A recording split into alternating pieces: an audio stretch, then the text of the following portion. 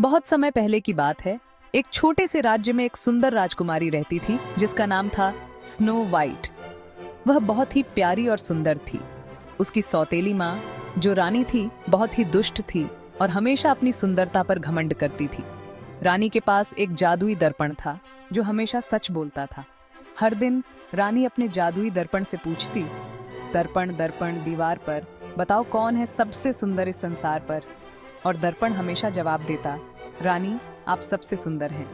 एक दिन दर्पण ने जवाब दिया, रानी आप सुंदर हैं लेकिन स्नो वाइट आपसे भी सुंदर है। ये सुनकर रानी बहुत क्रोधित हो गई और उसने सोचा कि स्नो वाइट को रास्ते से हटाना पड़ेगा। उसने एक शिकारी को बुलाया और उसे आदेश दिया कि वह स्नो वाइट को जंगल में ले जाकर मार डाले। शिकारी ने जब स्नो वाइट को जंगल में ले जाकर उसकी हत्या करने की कोशिश की तो वह उसकी मासूमियत और सुंदरता देखकर पिघल गया। उसने स्नो वाइट को भाग जाने को कहा और उसे कभी भी वापस न लौटने की चेतावनी दी। स्नो वाइट डर के मारे जंगल में भाग गई। जंगल में भटकते हुए स्नो वाइट को एक छोटा सा घर मिला। यह घर 7 बौनों का था।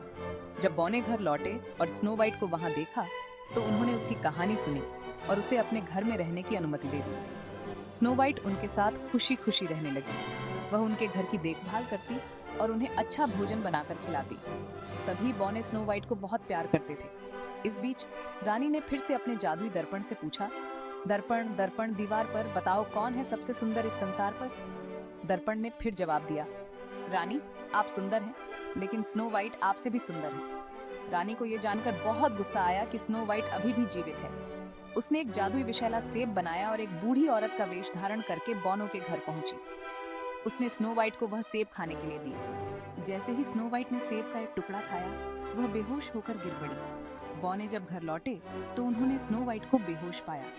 उन्होंने उसे एक कांच के ताबूत में रख दिया और उसके चारों ओर पहरा देने लगे। कुछ समय बाद एक राजकुमार उस जंगल से गुजरा।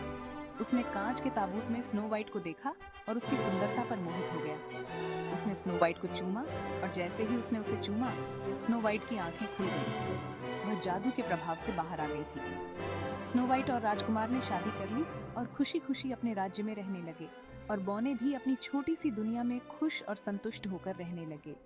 इस तरह स्नो वाइट और 7 बौनों की कहानी का अंत सुखद हुआ और वे सभी मिलकर हमेशा के लिए खुशहाल जीवन जीने लगे। Snow White quickly adapted to life with the 7 dwarfs. Each day was filled with laughter and joy as they worked, sang, and shared stories together. The dwarfs, with their unique personalities, brought so much color and warmth to her world. They became a family, bound by love and kindness, and Snow White's days were brighter than ever before. The queen, consumed by jealousy, devised a wicked plan. She would disguise herself and trick Snow White into eating a poisoned apple. With a sinister smile, she prepared the deadly fruit, confident that her beauty would soon be unrivaled. Disguised as an old peddler woman, the queen approached Snow White. "Would you like to try a delicious apple?" she asked sweetly. Snow White, unaware of the danger, took a bite. Almost immediately, she fell into a deep, enchanted sleep, her life hanging by a thread.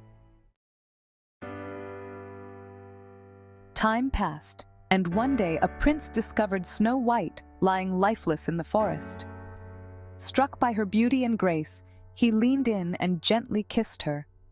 Miraculously, the spell was broken, and Snow White awoke, her eyes fluttering open to meet the prince's gaze. Snow White and the prince returned to the castle, where they were greeted with joy and celebration. With the evil queen vanquished, peace and happiness reigned. Snow White and her prince lived happily ever after, their love a beacon of hope for all.